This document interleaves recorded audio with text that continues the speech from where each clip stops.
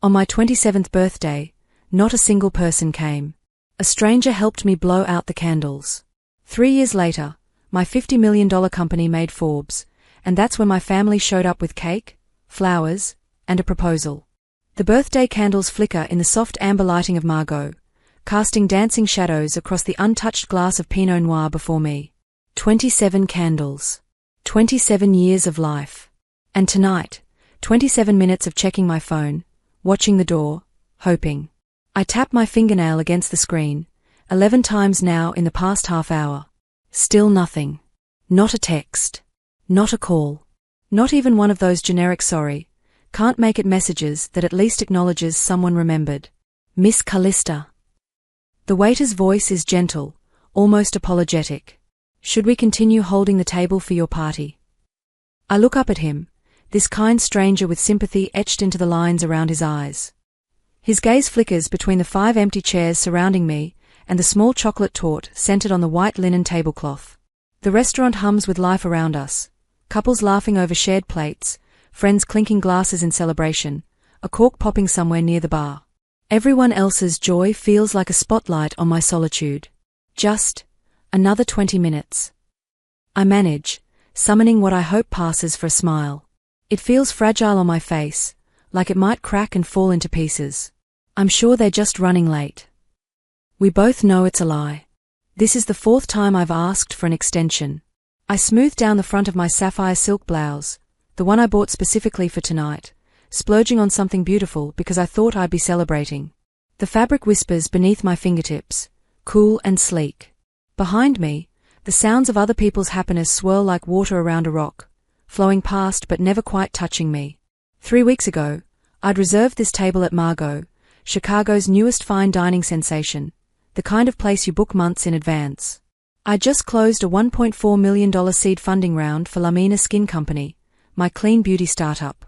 After 4 years of grinding, working from my studio apartment, maxing out credit cards, living on ramen and determination, someone finally believed in my vision. I'd sent the message to our family group chat, writing that higher validation, family celebration dinner at Margaux to toast my birthday and some exciting news. Thursday at 7. Table for 6. Silence. 3 days pass before I tried again, just confirming, dinner this Thursday at Margaux downtown. Really hope you can all make it. More silence. My final attempt, sent yesterday morning, reserved for 7 p.m. Thursday. Would love to see everyone there. Nothing. Not from Mom. Not from Dad. Not from my younger brother, Brendan. I take a sip of water, ice cubes clicking against my teeth, and try to ignore the tightness in my throat. This shouldn't surprise me. It's the same pattern that's played out since childhood, just with different details. When I was 15 and Brendan was 13, Dad took him on a 2-week deep-sea fishing trip to the Florida Keys. When I asked why I wasn't invited, Dad ruffled my hair and said, "Boys need adventure, sweetheart. Girls need stability."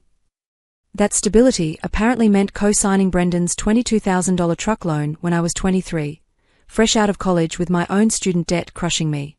When he defaulted after 4 months, I made the payments myself rather than watch my credit score implode. Dad thanked me with a distracted nod before helping Brendan install a custom sound system in that same truck. The memory sits bitter on my tongue, mixing with the metallic taste of disappointment. "Excuse me." A voice interrupts my spiral. I look up to find a man standing beside my table, tall, maybe mid-40s, with dark hair just beginning to silver at the temples and warm brown eyes behind elegant wire-rimmed glasses. He's wearing a perfectly tailored navy suit that speaks of success without shouting it. "I don't mean to intrude," he says, his voice rich and genuine, "but I couldn't help noticing it appears to be your birthday." He gestures toward the torte with its unlit candles. My fingers tighten around the wine glass stem. "It is." "Then happy birthday." His smile reaches his eyes.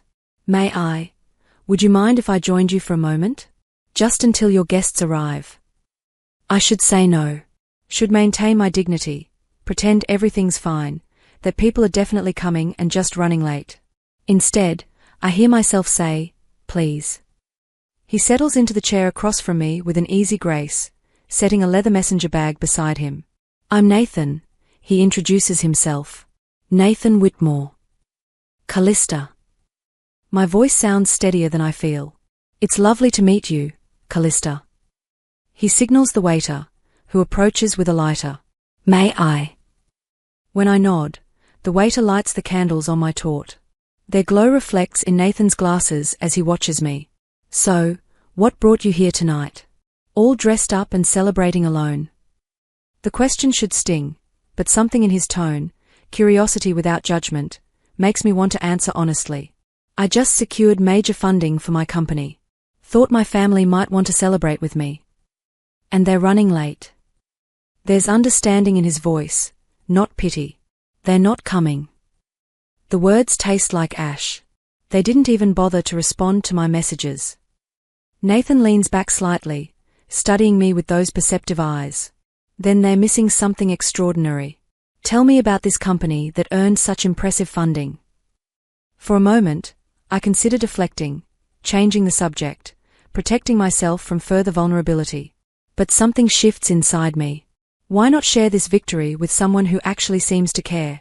Lamina Skin Company, I say, feeling a genuine smile spread across my face for the first time tonight.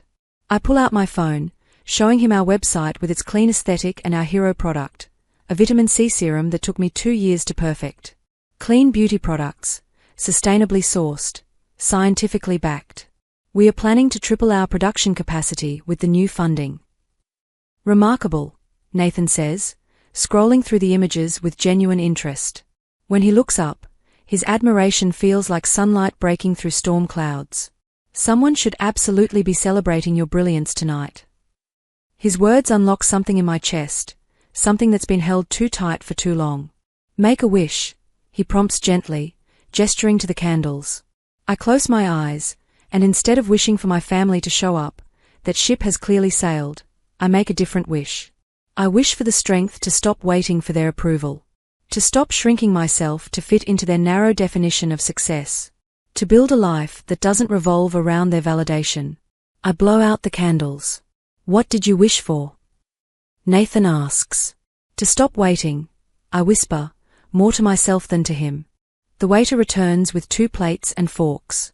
As Nathan and I share the torte, rich dark chocolate with a hint of espresso, I find myself telling him everything. About Brendan's truck that I'm still paying off.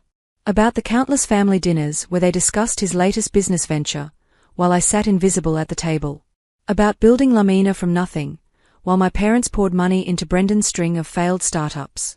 The strangest part, I say, setting down my fork, is that I still love them. Despite everything. Love and boundaries aren't mutually exclusive, Nathan replies. In fact, the healthiest love requires them. You can love someone deeply while refusing to let them diminish you. Something about the way he says it, not as advice but as truth, makes me believe it might actually be possible. What do you do? I ask, realizing I've been monopolizing the conversation.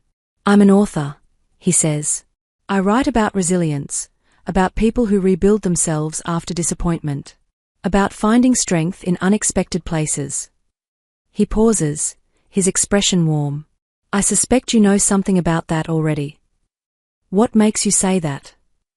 The way you're sitting here, alone on your birthday, but still holding yourself together. That takes a particular kind of strength. The kind that comes from practice. We talk for another hour, about my company, his latest book, about Chicago, and life and the strange ways disappointment can sometimes gift us clarity. When the restaurant begins to empty, Nathan stands to leave. Thank you, I say, meaning it more than I've meant anything in a long time. You turned what could have been the worst birthday into something meaningful. He hands me his card. If you ever need someone to talk to, someone outside the family dynamics, I'm a good listener. After he leaves, I sit alone with the remnants of my birthday celebration. But for the first time in years, alone doesn't feel the same as lonely. 3 years later, morning light streams across my penthouse balcony, turning the rim of my coffee cup golden. Lake Michigan stretches endlessly before me, its surface glittering like scattered diamonds. The view from the 40th floor never gets old. My phone chimes with a notification. Another share of yesterday's Business Insider interview, where I detailed Lamina Skin Company's journey from my studio apartment to a $50 million valuation. The engagement numbers climb past 800,000 as I watch. I take a slow sip of coffee, a single-origin Ethiopian blend Nathan introduced me to last fall, and scroll through the comments. She's revolutionizing clean beauty. Finally, a founder who actually understands skin science. The new face of conscious entrepreneurship. If only they knew how unconscious my own family had been.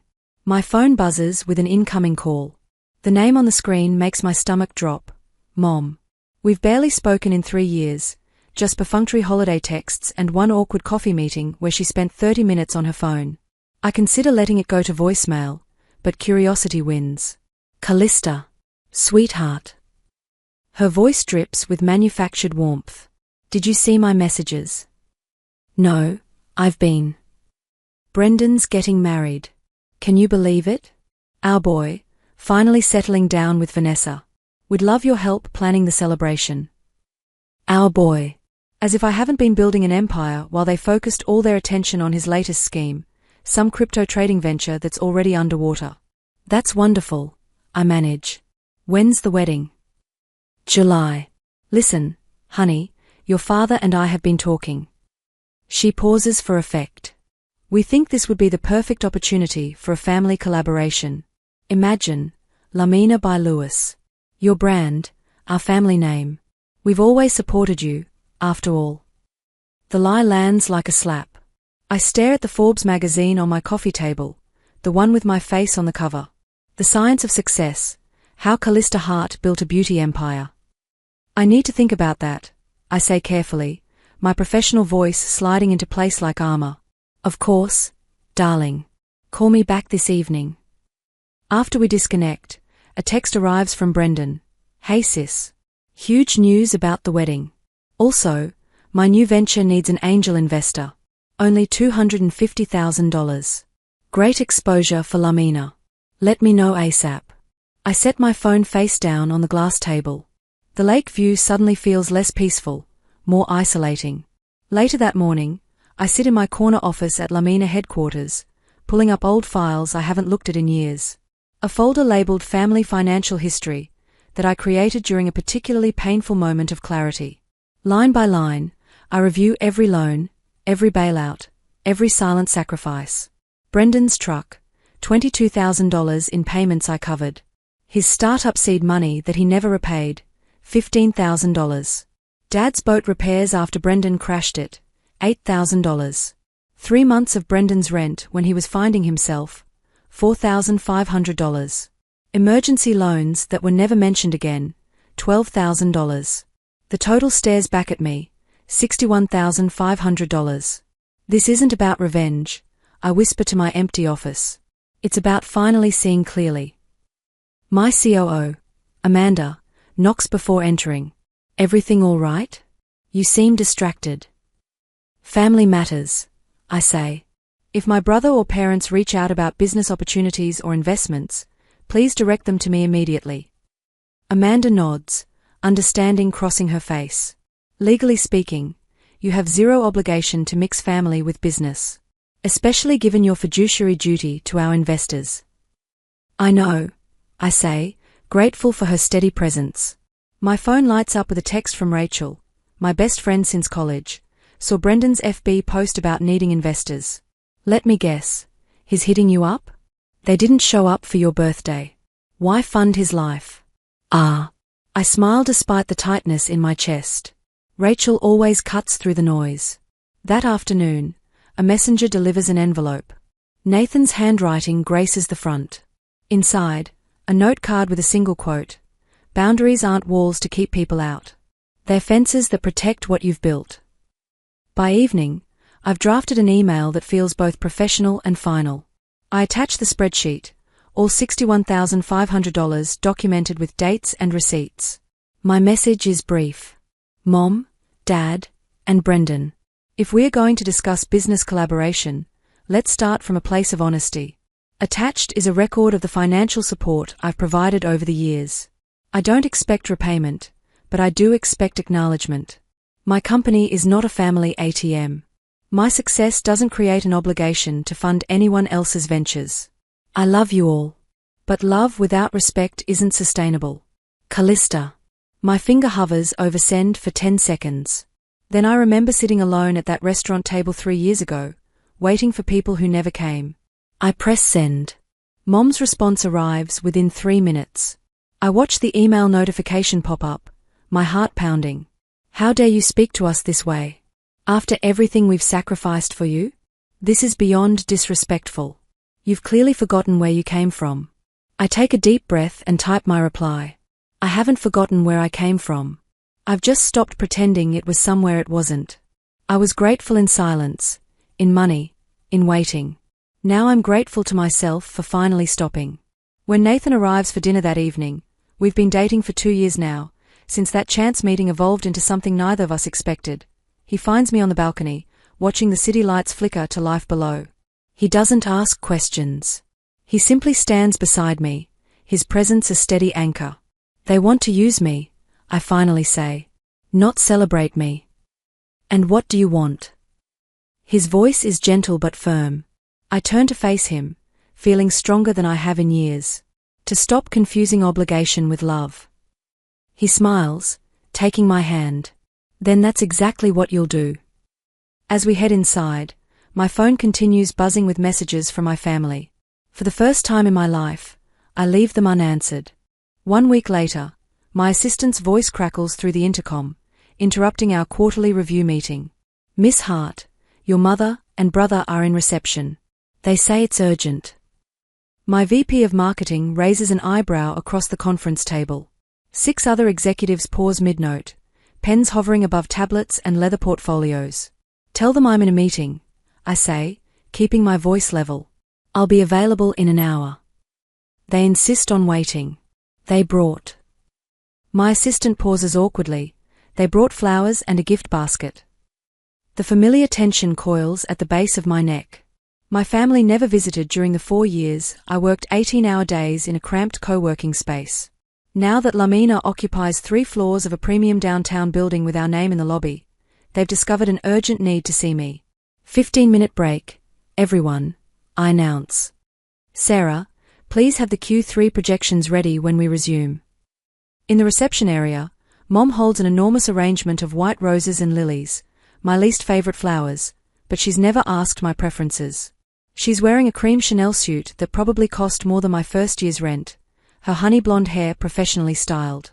Brendan stands beside her in designer jeans and a leather jacket, the picture of calculated casualness. Surprise!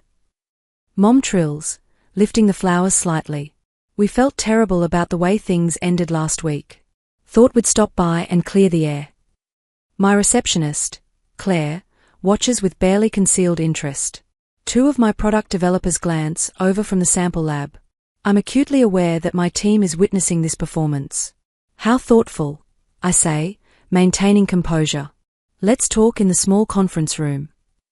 Mom's eyes sweep across our space, the exposed brick walls, the living plant installations, the sleek glass offices where my team develops products that have earned us shelf space in Nordstrom, Sephora, and Bluemercury.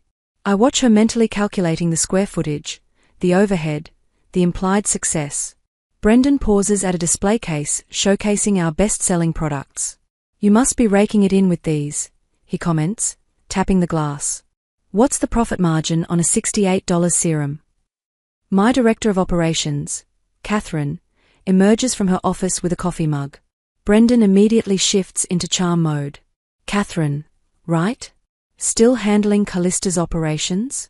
You look fantastic. Catherine's professional smile doesn't waver. Director of operations now, actually. Good to see you again, Brendan. I guide them toward the conference room, away from curious eyes. Mom runs her hand along the walnut table, the one we invested in after our series of funding, as if appraising its worth. Once the door closes, I turn to face them. This is my workplace, not a family reunion spot. Why are you really here? Mom's expression shifts from syrupy to wounded in an instant. Can't we visit our successful daughter without an agenda? The last time we spoke, I say calmly, Brendan asked me to invest $250,000 in his crypto venture.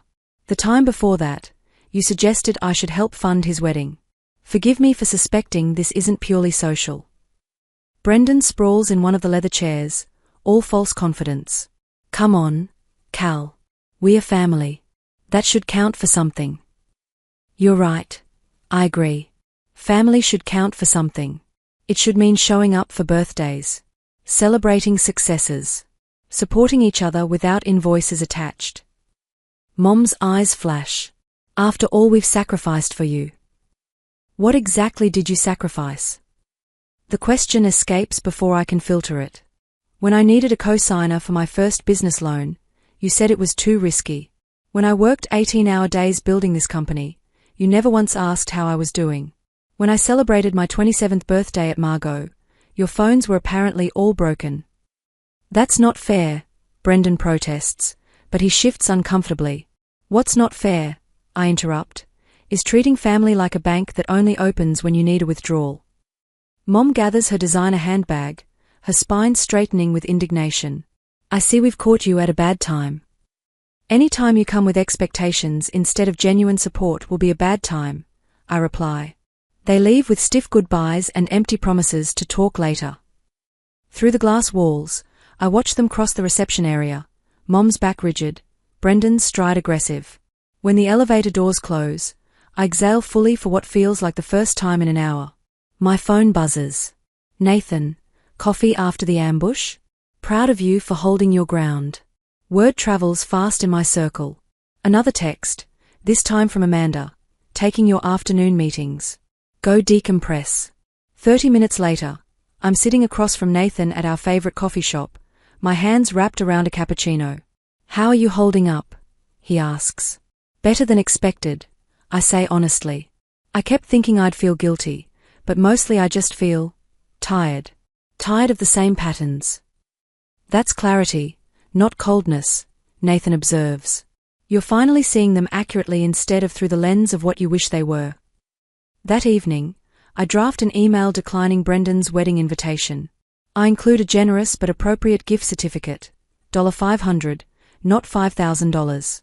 I create clear guidelines for future family interactions and share them with my attorney. When I'm finished, I pour a glass of wine and stand at my penthouse window. For the first time, I understand that boundaries aren't about punishment. They're about preservation. My phone pings with a notification. Brendan's Facebook status glows on my screen. Some people only care about money, not family. Success really does change people. Already, mutual acquaintances are commenting, and someone's tagged me. My finger hovers over the keyboard. A dozen responses form and dissolve in my mind. Then Nathan's text arrives. Your truth doesn't need defending. Living well is enough. I set my phone down, choosing dignity over defensiveness. 2 days after the office confrontation, I sit at my kitchen island, laptop open, staring at Brendan's Facebook post for the 14th time. Some people only care about money, not family. Success changes people, and not always for the better. The comments section has exploded. 43 comments now, with 3 mutual friends tagging me, asking if everything's okay. My college roommate sent a concerned DM. Even my high school biology teacher somehow found the post. I've typed and deleted responses all morning. The cursor blinks, mocking my indecision. My phone buzzes. Rachel, don't you dare respond to that manipulative garbage. He's baiting you. She's right. But watching people speculate about my character, seeing cousins I haven't spoken to in years chime in with family is everything platitudes. It's like being in high school again, except now the gossip has a global audience. I type carefully, reading each word 3 times. Family isn't a transaction. It's a place where love should exist without invoices. I hope everyone finds that place, including me. My thumb hovers over post for 8 seconds before pressing down. Done. No lengthy explanation. No itemized list of grievances. Just truth. Within minutes, my phone explodes with notifications. Friends from business school. Former colleagues. The VP of my first investor group. Even my product lab manager. Stay strong, Callista. Been there. This resonates. Your grace in this situation is remarkable. Thank you for your honesty. I set my phone face down, breathing into the silence of my apartment. 15 words on social media, and suddenly I feel lighter. Rachel calls within the hour. I saw your post. You okay? Better than I thought I'd be, I say, curling deeper into my couch. It feels clean. Clean is good. Rachel pauses. Fair warning, Brendan's gone nuclear in some family group chat. Your mom called me this morning asking if I could talk some sense into you. I laugh, sharp and unexpected. And what did you tell her? That you're making perfect sense. Maybe the first real sense you've made in years. The smile in Rachel's voice fades. Listen, they're calling around. Your dad contacted William from the Chamber of Commerce breakfast group. My stomach tightens. Trying to control the narrative. Pretty much. Something about how they've supported your business from day one, but you've grown distant since becoming successful. I press my fingertips against my closed eyelids until stars appear. 28 investors believed in Lamina before my parents even asked what the company made. I know, babe. Just giving you the heads up. After Rachel's call, I shower and dress carefully. Charcoal blazer, ivory silk blouse, pearl studs. Armor for the day ahead. Amanda meets me at my office door, coffee extended like a peace offering. 4 calls from Brendan. Should I keep blocking? Yes, please. I accept the coffee gratefully. Any calls from investors? Her expression shifts. Gerald Morrison from Velocity Ventures called. Said Brendan reached out with concerns about company leadership stability. He seemed confused. Heat flashes through me. Brendan actually contacted my investors. The violation is staggering. Schedule lunch with Gerald immediately, I say. Today if possible. 2 hours later, I sit across from Gerald Morrison at the Capitol Grill. The irony of being back in a high-end restaurant, defending my credibility, isn't lost on me. I appreciate you meeting on short notice. I begin, meeting his gaze directly. I understand my brother contacted you. Gerald nods, his silver eyebrows knitting together. Mentioned something about family discord affecting business decisions. Wanted to give me a heads up. He studies me over his water glass. Highly inappropriate. Completely inappropriate. I agree. My family and business are separate entities, Gerald. They always have been. Good. He unfolds his napkin deliberately. The quarterly reports speak for themselves, Callista. 32% growth doesn't lie. Neither does your team's retention rate. Relief floods through me. Thank you for your continued confidence. Your brother seemed. Gerald chooses his words carefully. Entitled to your success. Mentions something about family collaboration being inevitable. The word inevitable makes my jaw tighten. There will be no collaboration. Excellent decision. He picks up his menu. Now, shall we discuss the expansion timeline? Back at the office, I open the application for the Lamina Foundation, my newest initiative, funding scholarships for women in STEM fields and supporting female entrepreneurs. I fill in the final details and press launch. That evening, I make an anonymous donation to the Illinois Road Safety Coalition, $25,000. No press release. No social media announcement. Just quiet action that might help someone avoid the mistake Brendan made when he totaled that truck I'm still technically liable for. My phone buzzes with a message from Dad. Your mother is devastated by this public humiliation, Callista. This behavior is beneath you. I set the phone aside without responding. The Lamina Foundation website has already received 18 applications by morning. My inbox contains 5 interview requests from business journals, none mentioning family drama, all focused on company growth and our new sustainability initiatives. When my doorbell rings at 7, Nathan stands there with Thai takeout. Thought you might not want to cook tonight. You thought right. I step aside to let him in. Brendan contacted your investors, Nathan says, setting the food down. His expression darkens. Gerald Morrison didn't buy it, I reply, pulling plates from the cabinet. Turns out consistent professionalism speaks louder than desperate accusations. Of course it does. Nathan unpacks containers of pad thai and green curry. Your restraint is remarkable, Callista. Most people would have responded with equal drama. I shrug, but warmth spreads through my chest. Drama creates smoke. I'm interested in clarity. We eat on the balcony, watching sunset paint the city in amber and rose. My phone buzzes repeatedly. Vanessa, Brendan's fiancée, saying they need to clear the air before the wedding. Did you see the comment from Diane Carter? Nathan asks, refilling my wine glass. My old business mentor? No, what did she say? That she's reconsidering her consulting contract with Brendan after recent revelations about his character. He raises an eyebrow. Apparently your mother's version of events reached her, but backfired. I take a slow sip of wine. I never asked for that. You didn't have to. Truth has a way of finding daylight. Later, as Nathan prepares to leave, he pauses at the door. You know they're only escalating because they're losing control, right? I nod. I can feel it. The desperation. Your mother called Rachel again. Less confident this time. Used the phrase, might have pushed too hard. Something shifts inside me. Not satisfaction exactly, but vindication. Did she now? After Nathan leaves, I sit in darkness on my balcony, laptop open to Brendan's latest group chat message. She's destroyed this family with her selfishness. Below it, a surprising response from Vanessa. Maybe we should all step back and think about what we are really asking from her. I close the laptop without responding. Tomorrow will bring more accusations, more attempts to rewrite history. But tonight, I've learned that silence can be its own form of strength. The voicemail from Mom plays for the third time as I stand in my kitchen, sunlight streaming through floor-to-ceiling windows. Her voice wavers with practiced vulnerability. Callista, sweetheart, I know things have been difficult. But we're still your parents. Some bonds can't be broken, even when they're tested. I press delete and set my phone on the marble counter.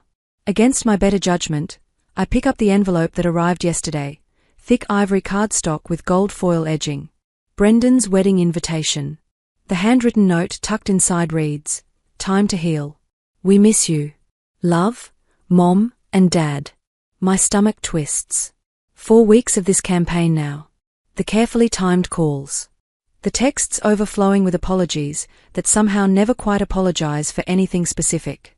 Just yesterday, Vanessa left a voicemail about building bridges before the big day. Penny for your thoughts. Nathan's voice makes me turn. He's in my doorway, coat draped over his arm, a paper bag from my favorite bakery in hand. My shoulders relax at the sight of him. Just contemplating the latest artillery in the reconciliation campaign. I slide the invitation across the counter. Nathan sets down 2 coffees and studies the invitation. The Peninsula Hotel? Someone's parents are feeling generous. Or someone's sister is expected to be, I say, accepting the coffee, dark roast with oat milk, exactly how I like it. And these. Nathan gestures toward the stack of photo albums on my coffee table. Arrived via FedEx 2 days ago. I walk over and flip one open to a flagged page. Family albums dating back to elementary school. Complete with post-it notes marking special memories. I read one aloud. Remember Christmas 2001? You loved our family traditions so much. Subtle, Nathan says, his mouth quirking. My phone buzzes. Brendan, Dad mentioned his heart's been acting up. Really hoping you'll reconsider the wedding. Would mean everything to him. Nathan catches my expression. More health concerns. Last week it was Mom's anxiety. Week before that, Dad's blood pressure. I set the phone down. They're getting creative. How are you holding up? Nathan settles onto one of my kitchen stools. I trace the rim of my coffee cup. I keep thinking I should feel worse about all this. Shouldn't I be torn apart? Crying over photo albums at 2 a.m. And you're not. I feel tired. Like I'm watching a movie I've seen too many times. I meet his eyes. Is that cold? Nathan considers this, morning light catching the silver at his temples. I don't think it's cold. I think it's clarity. After years of the same patterns, you've stopped mistaking familiarity for obligation. I don't want to hate them, I say quietly. Boundaries aren't about hate. Nathan's voice gentles. They're about health. You can love someone while refusing to participate in dysfunction. Something loosens in my chest at his words. Love without restoration. Exactly. Nathan sips his coffee. What would a healthy relationship with your family actually look like? I've never considered this question before. My options always seemed binary: give them everything or cut them off completely. But perhaps there's middle ground I can map myself. Limited contact. I begin slowly. Scheduled interactions in public places. No business entanglements. Clear expectations of mutual respect. That sounds reasonable, Nathan says. But will they accept it? The question isn't whether they'll accept it, I reply, straightening my shoulders. It's whether I can maintain it regardless of their reaction. And can you? I can. Later that evening, with Nathan's words still resonating, I draft an email to my family. No accusations. No itemized lists. Just clear, forward-facing boundaries. Mom, Dad, and Brendan. I'll attend the wedding under these conditions. 1. No business discussions. 2. No requests for financial support. 3. I'll stay for the ceremony and 2 hours of reception. 4. My +1, Nathan, is non-negotiable. Going forward, I'm open to maintaining a relationship that includes quarterly family dinners at neutral locations, holiday cards and appropriate gifts, respectful boundaries around my business and personal life. What I will not accept: surprise visits to my workplace, requests to mix family and business, social media campaigns or public pressure tactics, manipulation through health scares or guilt. I love you all. I'm hopeful we can build something healthier together. But these boundaries are non-negotiable. Callista. My finger hovers over send for a full minute. Then I think about that restaurant table 3 years ago, about candles flickering in solitude, about all the times I waited for people who never came. I press send. Mom's response arrives within 20 minutes. This is unreasonable and hurtful. We've never asked for anything but love. I read it twice, then reply simply, these terms stand. Let me know if you'd like to move forward. Dad responds next, your mother is upset. Can't we discuss this in person? No, I write back. This is the discussion. Brendan's reply comes last. Fine. Whatever. Just come to the wedding. It's not acceptance. But it's not refusal either. Nathan returns that evening with dinner. He finds me on the balcony, watching lights twinkle across the city. How did they respond? He asks. About as expected. Resistance, guilt, deflection. I lean against the railing. But they didn't say no. Then you've already won, Nathan says softly. You've claimed your right to define the relationship. 3 days later, my phone rings. Mom's name appears on the screen. I almost let it go to voicemail, but something makes me answer. Callista. Her voice is different, smaller, uncertain. I've been thinking about your email. I wait, saying nothing. Your father and I would like to accept your terms. For the wedding. The words hang in the air between us. I realize I'm holding my breath. Thank you, I finally say. It won't be easy for us, she adds, a hint of the old manipulation creeping back. It hasn't been easy for me either, Mom. But I'm trying. There's a long pause. Then, we'll try to. It's not a revelation. Not a tearful reconciliation. Just a small step towards something different. When the wedding day arrives, I'm ready. The Peninsula Hotel ballroom glitters with crystal chandeliers and champagne-colored light. I stand near the bar, a glass of Prosecco cooling my palm, watching the wedding reception swirl around me. Brendan and Vanessa's ceremony concluded 45 minutes ago, and I've been here for exactly 1 hour and 12 minutes. Nathan stands beside me in a charcoal suit, his presence a steady anchor in this sea of family dynamics. Brendan approaches with Vanessa beside him, both glowing with newlywed happiness. Cal, you made it, he says, and there's genuine surprise in his voice despite our email exchanges. Congratulations to you both, I say, meaning it. Whatever our history, I can wish him happiness. Thank you for the gift, Vanessa says warmly. The cookbook set and the cooking class gift certificate. So thoughtful. The gift was carefully chosen, generous but appropriate, $400 total. Not the $5,000 they might have hoped for, but meaningful nonetheless. Callista, Brendan starts, glancing at Nathan, then back at me. Listen, about the investment opportunity one mentioned.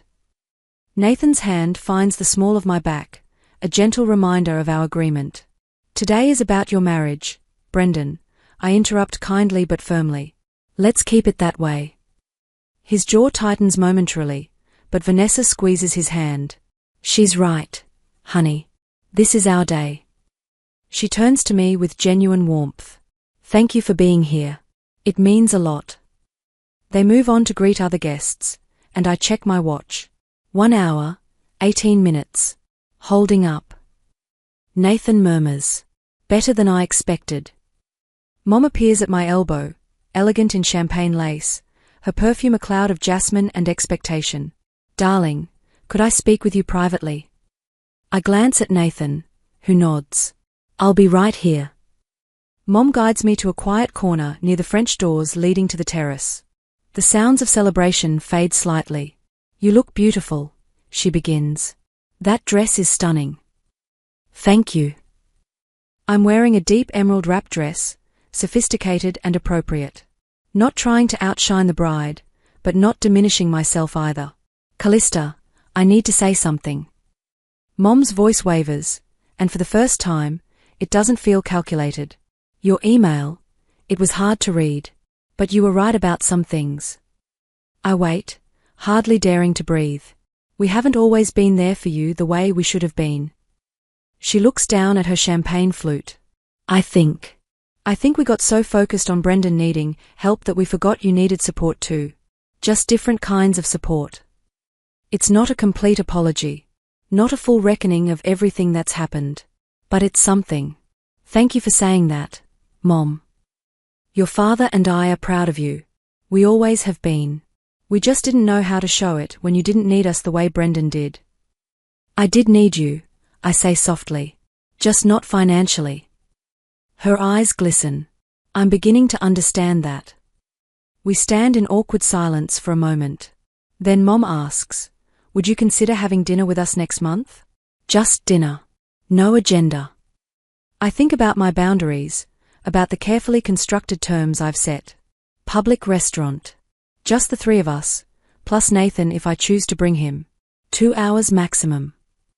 She nods slowly. We can do that. It's not perfect, but it's a start. Dad approaches us, his movements hesitant. He's aged since I last saw him, more grey in his hair, deeper lines around his eyes. Callista, he says simply. I'm glad you came. Hi, Dad. We look at each other, years of complicated history hanging between us. Then he does something unexpected. He extends his hand for a formal handshake. I take it, and he holds on for a moment longer than necessary. Your mother tells me you've agreed to dinner next month. I'd like that. Me too, I say, and realize I mean it. As I rejoin Nathan, I spot Brendan watching from across the room. Our eyes meet, and something passes between us, not warmth exactly, but perhaps the beginning of respect. He raises his champagne flute slightly in acknowledgement. I raise mine in return. Ready to go. Nathan asks, checking his watch. You've officially fulfilled your 2-hour commitment. Actually, I say, surprising myself, let's stay for one more dance. Nathan's eyes crinkle with that smile I love. Your call. As we move onto the dance floor, Brendan dances with Vanessa nearby. Mom and Dad sway together, watching their children with complicated expressions. We are not fixed. We are not suddenly a perfect family. But maybe we are learning to be an honest one. What are you thinking? Nathan asks as we turn slowly to the music. That some endings are really beginnings, I say, and that the family you choose can teach you how to better love the family you're born with. Wise woman, he murmurs. I learned from the best.